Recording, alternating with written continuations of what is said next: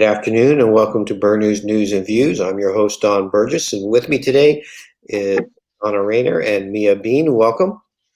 Welcome. Thank you. And Donna, I know it's been a week or so, but again, my condolences on the loss of your parents this past week. Thank you, Dawn. Okay.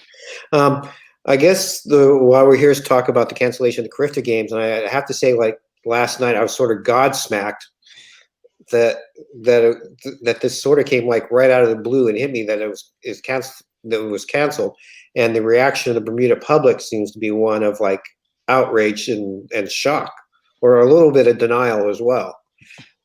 So maybe both of you can tell us how this hit you and how did you find out? Well, I guess go ahead, Mia. I'll start.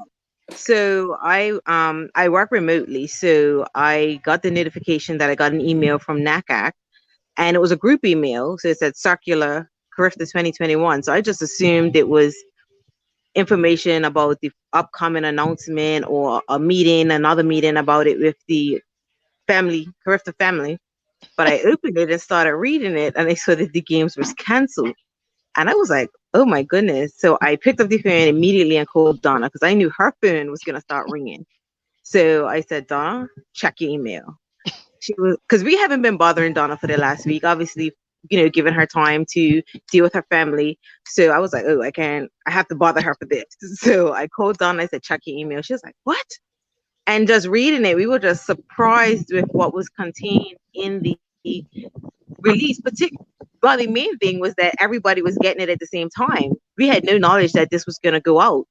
And they sent email acknowledging our information that we provided from the government, but they did not provide any feedback to that information. It simply came in the form of this circular that was sent to all of NACAC.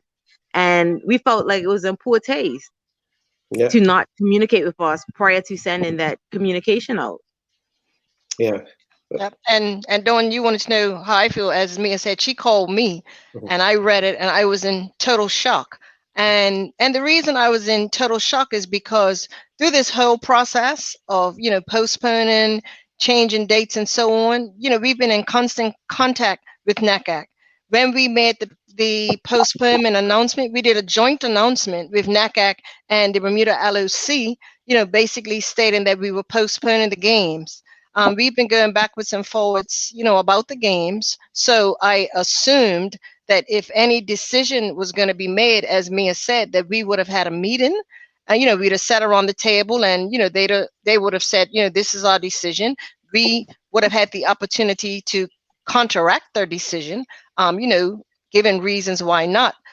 So when we received an email, as Mia said, when everybody else received the email, the media as well, we were so taken back. I just felt totally disrespected. I felt totally disrespected because Mike Sands, throughout this entire process, continually said, we are a family, we support each other, we're working together. And I just can't see where what they did yesterday was a family supporting each other, and making these decisions together.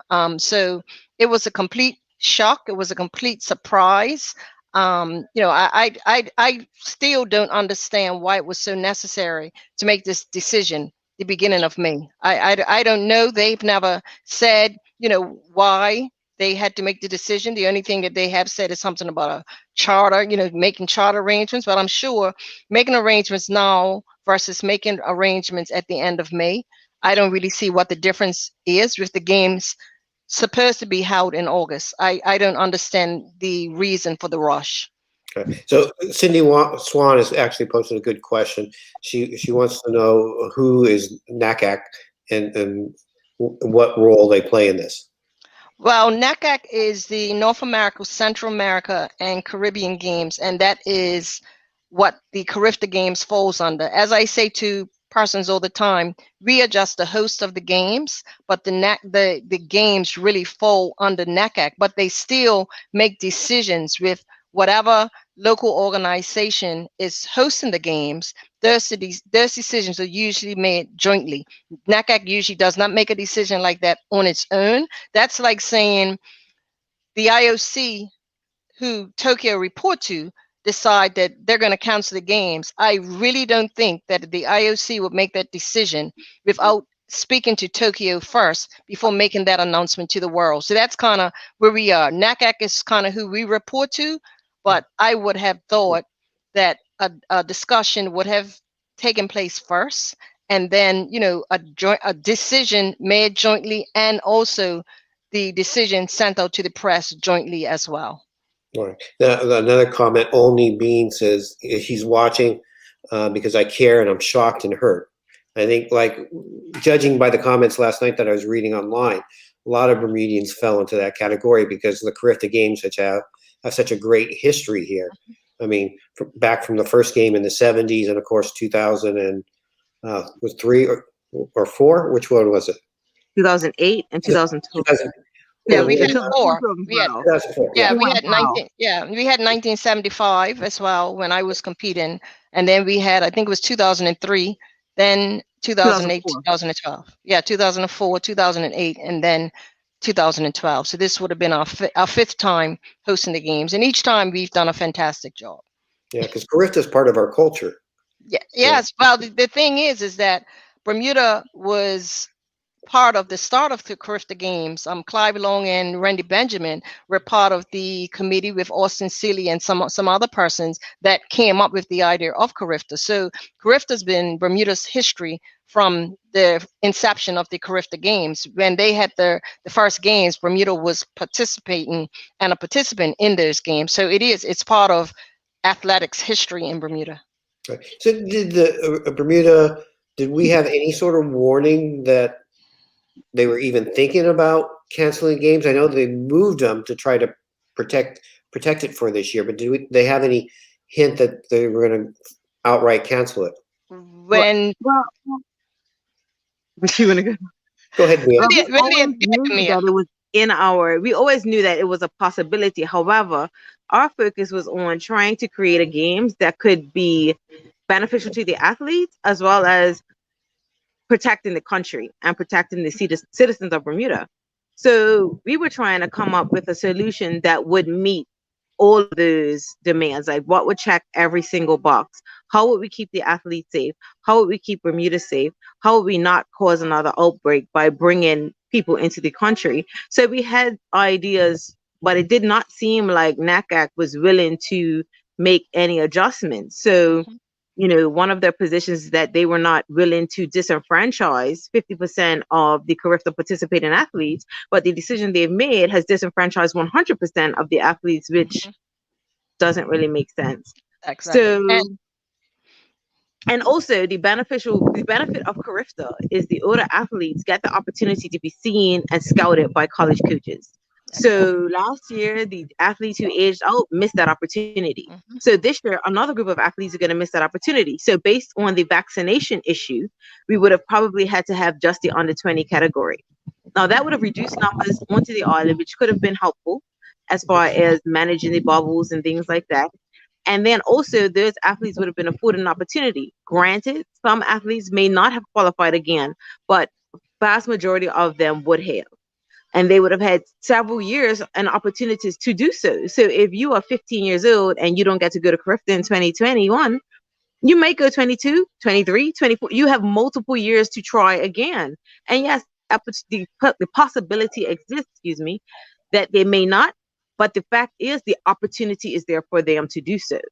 But right. These ones who are 19 and going to turn 20 next year, they don't have that opportunity. So now we have 2 years worth of athletes who won't get the opportunity to compete in the Carifta Games. And Dawn, I think when the announcement was made that about the quarantine 14 days, for persons that had not been vaccinated, that kind of started, I think, the negative conversations that we had with NACAC, and NACAC basically sent an email, to our government, basically stating, if you don't change that, then that could put Carifta in jeopardy. My conversation to them is that we cannot direct a government, of what to do. I mean, I've looked at plenty of sporting events this year, and they've all had to make adjustments based on the government's protocol. And I said that to them. We cannot dictate to the government for a sporting event, what we want to do.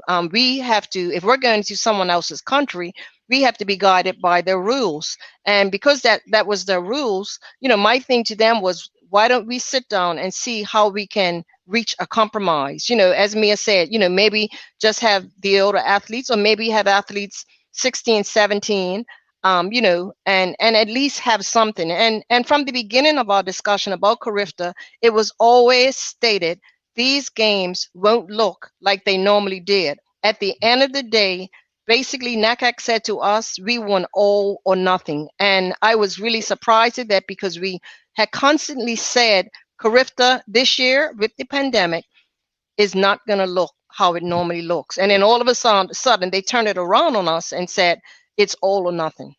Right. Part of the thing, though, is like government has exemptions in for people who are younger than 18, who obviously, 16-year-olds and younger don't have the opportunity in a lot of places to have had a shot. So like they would have been the way that I read the rules, would have been okay to come anyway. It would have been easier to have them. Well, the other thing that is important to note is that when the government was made aware that other countries don't have provisions for the vaccine for those age athletes, the government was willing to help with provisions to get those vaccines to those athletes. Mm-hmm. So NACAC has made it seem like our government is unmoving. Mm-hmm. And where they maintained a position of wanting to protect our country. They're like, look, well, we'll give you vaccine if it helps you. And then, as we all know from the news, Pfizer is discussing potentially making it available for people, so I say athletes, people 12 to 15.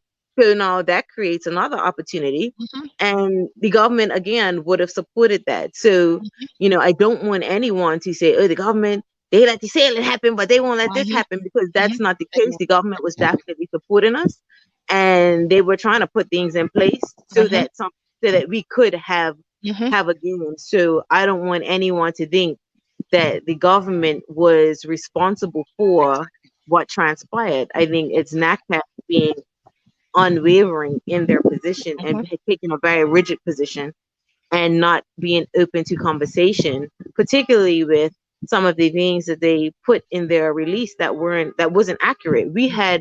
They specifically mentioned that we didn't have sufficient rooms, and we had secured the same number of rooms, so that was a non-issue. Albeit we had it between two separate hotels, we still had secured the same number of rooms. So the rooming was a non-issue. Funding was a non-issue. They asked the government if they were willing to provide any more funding. The government did say no, but we didn't need them to provide any more funding. So the question was, it didn't make sense. Exactly. So the government, we didn't require any more funding from the government. So them saying that they would have been inconsequential. Yeah. And that's why I think, Dawn, as we said, at this point, I think we could have sat around the table, with government, with NACAC, and I think we could have worked out a compromise and worked out a solution to be able to host these games. I mean, they put us now in a very precarious position. We have sponsors, we have people that have invested in these games, that have spent their own money, of T-shirts and things that they were looking to sell. Now they're left holding this, and have put out their money. So they've really put us in a very bad situation, and it could end up being a bad financial situation for us as well. I mean, we were 3 weeks away from hosting the games, and them talking about us not being financially ready. It's a crazy statement. If we weren't ready 3 weeks before the games were supposed to be held, then we weren't ready. Right? Yeah, we weren't ready last year. We wouldn't have been ready last year. So basically, we had everything in place. We were pretty much ready to switch on that button, have the teams come and host the games. So from this year to last year, we haven't done anything different. So we were ready to host the game. So them saying that, financially we would need funding from the government was crazy. Also, the government had agreed that they were going to work with us on testing, because at one point in time we had said we were going to test the athletes every day. And government said to us that they would provide the testing. We had to provide the personnel. We were already working with someone as a medical lead who was already starting to, discuss with some nurses if they would be interested in volunteering their time to assist us. So we were already putting together a team. So that was not going to be additional funding, that we had to find, because government were going to work with us to provide testing for the athletes. So where they came up with this statement that, government was not going to help us financially, I don't know where they came up with this, because as we said to them, we were okay. And also remember, we weren't going to have an opening ceremony. There were several things that we were going to cancel. Therefore, the money that we have for that would go back into the pot. So, them stating, the financial part, that was unnecessary. And like Mia said, the hotels was unnecessary as well, because we had sufficient hotels, hotel rooms. Why do you think they said that? Why are they trying to shift the blame? I think you just said it, Dawn. They're trying to shift the blame, because I just feel this was so unnecessary. And as I said earlier, I don't think this decision needed to be even made this early. I haven't heard no reason from them why this decision was made as early as the beginning of May. I know, there were some persons that I talked to, and they said that they had even stated to NACAC, why don't you leave this until the end of May? But they were determined. I don't know why. I don't know if we'll ever get to the bottom of why, they decided or thought and felt that this decision had to be made this early, with the games being held in August. It's crazy to me. And with a pandemic, it's no way you can make a decision this early anyway. We had to see. And I think from our standpoint, the only thing that we thought would stop us from hosting these games was if we had another spike, in COVID. Otherwise, in that, we felt it was smooth sailing. We were starting to put a lot of things in place. And the main thing we had to work on was medical. And we kind of had that worked out. So how we got to this point, Dawn, I really don't know. But I will say I am very, very disappointed. And so do you think there's any hope that it could be resurrected at this point, or do you think it's done? Well, I myself, I don't know what Mia thinks, but I think it's kind of a done deal. I also think, I'll be honest with you, I think the relationship is a bit severed. I feel totally disrespected. As you all know, I've been through a crisis in these last couple of weeks, and I kept saying to them, why are you trying to put pressure on me to make a decision about Carifta, when I'm grieving the loss of my parents? I also said, why are you putting pressure on the government when we're in the middle of a spike, in this pandemic? Let us get through the pandemic. Let me get through my grieving. And then, as I said, middle to end of May, I didn't see where that was a big deal to leave it to the end of May, to sit down and really think this through and make a decision. I just think this decision was made in haste. And it seems like because they couldn't get what they wanted, as I said, it was either all or nothing, which made no sense to me at all. Yeah, to me, it seemed like you could have worked out the issue and had athletes in both age groups. Yes, exactly. Under the COVID rules that we have now. We've talked a lot about the big overall picture, but it really comes down to our young athletes, and I feel bad for those who missed out last year and will miss out this year, and that's it. They won't be able to compete. Their Carifta career ended way too soon, unbeknownst to them 2 years ago. So which athletes would be in that age group that now their Carifta is done? Well, I know last year we had two athletes, Mia, or two or three athletes that aged out. Yes, This year, we had three athletes that aged out. And unfortunately, one of those athletes probably would have been a medalist last year. Mm-hmm. And then this year, we probably have about maybe 3 or 4 again that will have aged out. And if you think around the Caribbean, there's probably even more athletes that aged out last year, and now they're aging out this year. And as Mia said earlier, they're also losing out on the opportunity of, being offered an athletic scholarship. I mean, most of us that received an athletic scholarship was because of us competing in the Carifta Games. Coaches saw us, at the Carifta Games, and that's how we were offered scholarships. Now we've got two sets of athletes that's not going to get that opportunity. And again, did they think about that when they made that decision? Now, how does this affect Bermuda's bid going forward to do another Carifta Games down the road? Because I know we've been pretty regular trying to get them on the same year as the Olympics, but as far as you're concerned, what's your emotional feeling at this point? My emotional feeling, and I'll let Mia say her emotional feeling. My emotional feeling is two feelings that I have, Dawn. Mm-hmm. Number one, in the next 4 years, I'm not thinking I'm going to be sitting in this position. That's number one. Number two, I can't even see us approaching the government after what has happened and even asking them to approve Carifta Games being held in Bermuda, especially if it's the same government that we have today. I can't see them saying, yes, we approve the Carifta Games. I mean, we kind of struggled to get the government on board with Carifta.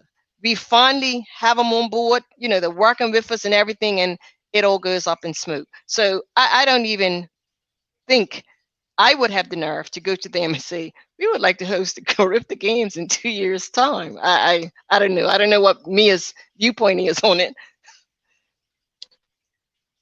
Similar to Donna, it left a bad taste in our mouths, the lack of consideration for the commitment that we've put into hosting the games, the financial impact it's had on the money that we receive from sponsors, the government. I just think it was just in poor taste, and it's going to take some time. It's going to take some time for that to pass, and it's going to take some time for us to get to a point of feeling like we can take that step again and have faith in NACAC and the support for us as a country. And so when I'm not entirely sure how long that will take, but I know that that's what it will take. It'll take feeling like we have the support of NACAC genuinely. Because what they did, it was in poor taste. That's the only way that I can describe it. It was in very poor taste. It just seemed like, okay, we want to cancel it, and this is why we're going to do it. Right. And with no consideration, they spoke about how expensive it'll be to get her. It's always been expensive to get her. Tell me something I don't already know. And unfortunately, what they, Bermuda is often at a disadvantage when it comes to Carifta. We've had times we've had to pay exorbitant amounts of money to send teams to Cariftas in other parts of the Caribbean. They don't care. They think, oh, Bermuda's rich. We are not rich. So, it's disheartening because the teams can only be selected 3 weeks prior to the games. And as you know, a ticket 3 weeks prior to anything is going to be expensive, particularly to the Caribbean. So, it's a lot. And I think we just have to kind of go back, regroup, and figure out what it is that we're going to do moving forward. Speaking of moving forward, now normally we have the national championships in June. What sort of resources that we can take from maybe that was going to go to Carifta and put them towards the national championships and make that a bigger deal? But I think, Dawn, one thing that us, the board, we're going to do is, we're not going to let this defeat us. And I think, we're going to kind of think out of the box and see what we can kind of salvage. So right now, all of this is fresh. But again, I don't want us to be defeated by this. I think at the end of the day, we need a light at the end of this tunnel. I know I definitely need a light somewhere at the end of a tunnel. So, for me, we're going to get together, we're going to meet and see if we can, come up with some ideas, maybe, of what we could do. I mean, we've got a lot of paraphernalia sitting, in our office that, I don't know. I just think we've got to get very creative and see what we can. They're collector's items now. Yeah. Yeah. Games didn't have. The Carifta that never was. Yeah, but the thing is, we purchased them. It belongs to us. Mhm. So I just think that we're gonna get creative and see what we can come up with. Right. Now, the national championships, are they still going ahead in June? If the pandemic is good to us, if they will go ahead. But yeah, again, if we can only have 10 people, there's no way we can have a national championships. But I think the yardstick is going to be the May 24th run, with 450. If that goes off well, and we're able to open up a bit, then our national championships will be, they will be on track, and hopefully we'll have our athletes to showcase at the national championships. But again, a lot, and that's, as we said before, the only thing that we thought could stop us from hosting Carifta was the pandemic, and unfortunately, that was the least of our concerns. We didn't know.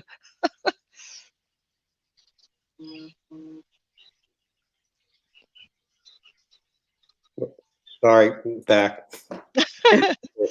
All right, so I want to give both of you guys a chance to have a last word, and we'll start with Mia on the cancellation of the games. I'm disappointed. I feel for the athletes. I want to encourage anybody, any parents, any supporters of the sport who are watching, to share and encourage and work with an athlete that you know. Encourage them to keep with the sport. Encourage them to keep training. Encourage them to remain positive. We are working to find solutions to provide them with opportunities to compete despite the pandemic, and we're going to do our very best to make an opportunity for them, and we won't rest until we make something happen. And Donna? Yeah, for me, Dawn, I think I'm hurt, and the reason I'm hurt is because I have been working a lot with NACAC this year. I'm chairperson of the NACAC Gender Leadership. I'm working.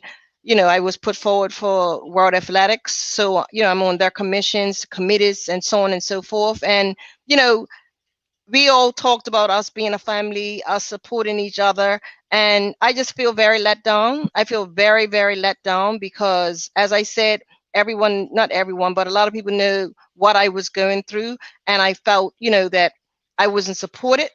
And then to put pressure on me during that period, to make a decision as big as this, and then they just go ahead and make the decision anyway, and the decision is to cancel the games. As Mia said, this is, as I said to them when I sent them an email, these games are not about us. These games are about the athletes. It's not about politics. It's not about money.